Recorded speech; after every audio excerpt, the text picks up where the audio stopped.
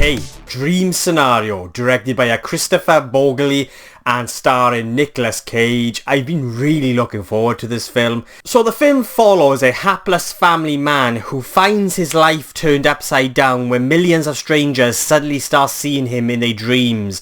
When his nighttime appearance takes a nightmarish turn, Paul is forced to navigate his newfound stardom. Now, I've been a massive fan of Nicolas Cage for years, since the days of Con Air and Face Off. I absolutely adore the man as an actor.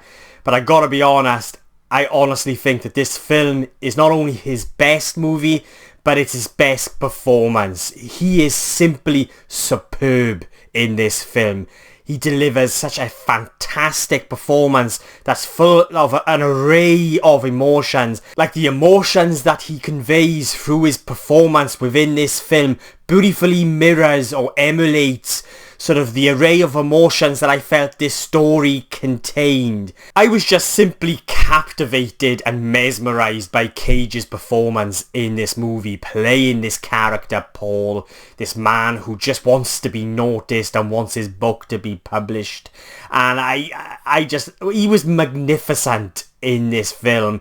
And we all know Nicolas Cage to be this kind of wild, zany, bonkers, eccentric actor, and I absolutely love him for that, on how he just sort of goes off on one of these performances, and I just love what he does with his characters. But yeah, I felt like he really brings it in, but not too much. There's a really nice balance of when he needs to be serious and sort of emotional and a little bit more somber. He hits it out of the park. But then you've also got those classic Nicolas Cage, Cageisms you could call it, or mannerisms that we all know, that we all associate Nicolas Cage with. They are there, but they're a little bit more subdued, but it's just the right amount balance to really deliver what I thought was a perfect performance by Cage. And Nicolas Cage is absolutely hysterical in this movie, and it could be just like simple moments of him just standing there looking at this character, or just simply walking down this hall, and it's the subtleties within his performance that just really make it work. There are so many moments that I just couldn't stop laughing, but it's not just down to the performance, it's all down to the writing, the very smart writing, and just the way in which this film was directed and edited. This film, when it comes to editing, is simply beautiful. The only other way I can describe the editing within this movie is elegant. There was an elegance to the way in which this movie was edited. It was simply beautiful, because I felt like they did a fantastic job at transporting you into this very surreal, fantasy-like story, and it's all done through the way in which the story, the narrative is structured. And this experience just felt like I was in a dream within a dream. As a viewer watching this movie, it felt like I was in a dreamlike state. And as the film finishes, the very last scene, I'm not sure if this happened for everyone else, but the lights immediately go up before the credits start to roll, and it was literally like I was being woken up. Like I was coming out of a trance or just waking up from a slumber. That's how it felt, because I was so fixated into this narrative, into this story. They did such a great job at pulling you along, but it's all down to the way this film is written and that beautiful editing. Just the way this film is edited is simply gorgeous. I feel the story takes on a very smart approach to cancel culture and just the culture wars in general, and in a way it does poke fun at both sides of the debate, the left, the right. It reveals the ugliness of being in the spotlight and the complexities of its effects. They explore this in such a smart way, and it's through the writing and just a very elegant, beautiful editing, and just the way in which this narrative is structured. And the comedy within all of this works beautifully. And it's a type of comedy that I would call uncomfortable comedy, because you're laughing at things that are quite tragic and horrific, but it's through Cage's performance and the writing and just the way in which this narrative is structured that really makes it work. And it's just the type of humour that I'm a big fan of. I love black comedy if it's done right. And yeah, I think for me it's a perfect example of really really delivering when it comes to this type of humour. It's dark, it's tragic, it's sad, it's horrifying in moments. Like there is this kind of, you have got this kind of horror vibe running throughout it. There are moments through the cinematography that reminded me a little bit of Halloween. Like, I absolutely adored the cinematography in this film. It kind of gives this film this very kind of 80s horror B-movie vibe to it. And I really dug that. But yeah, when it comes to the comedy, they absolutely nail it. And it can be simple moments, but it's because you're invested into these characters immediately through the writing and the performances that makes it really work. I don't think the humour's going to be for everyone, but for me, without a doubt, it's one of the funniest films of the year. Actually, no. For me, personally, it is the funniest movie of the year, or in recent years, actually. There was one moment in the movie where I was actually uncontrollably laughing, and I was trying to stop because it was a moment that was quite serious, quite tragic, and sort of horrific, but I just couldn't stop laughing just because of Cage and how he was bringing this performance to life. I just think what they do so well with this film is you've got these array of emotions. You know, it's a black comedy, fantasy, horror, and it beautifully reflects the world we're currently living in with the topics that is sort of exploring with the culture wars and, you know, the left, the right and all of this.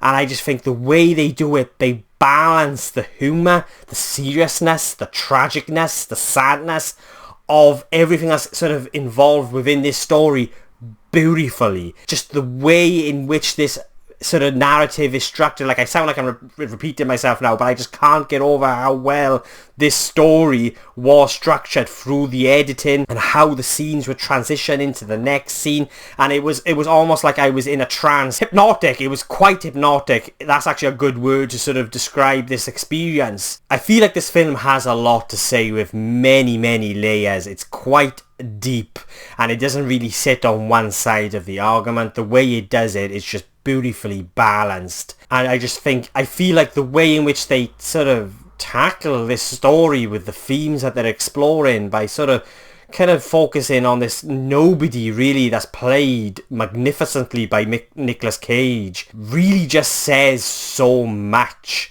And it's definitely one of those experiences that I know that I can go back to over and over again and find something new or sort of unpeel a new layer.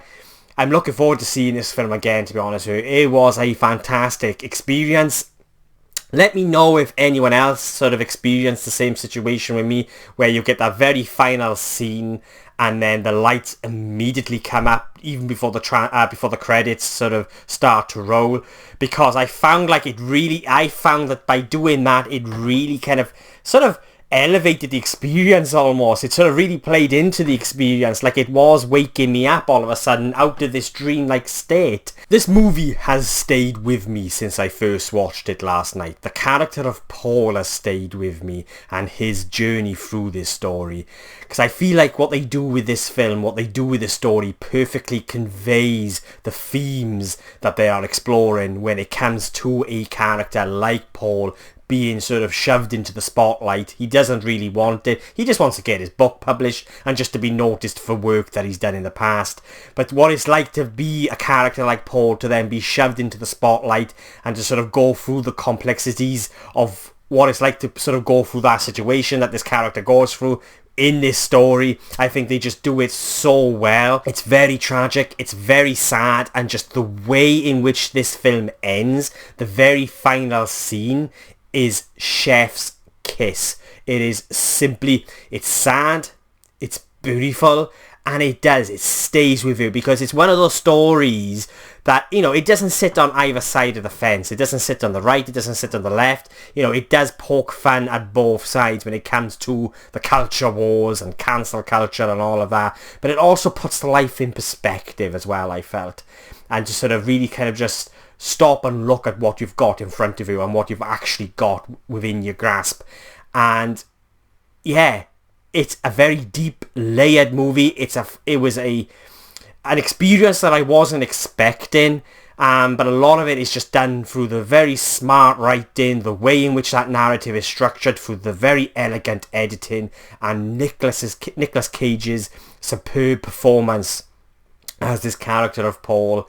I absolutely enjoyed this movie. It's 1 hour and 40 minutes, and I enjoyed every moment, every minute of it. So they are my thoughts on Dream Scenario, and I will be giving Dream Scenario a 10 out of 10.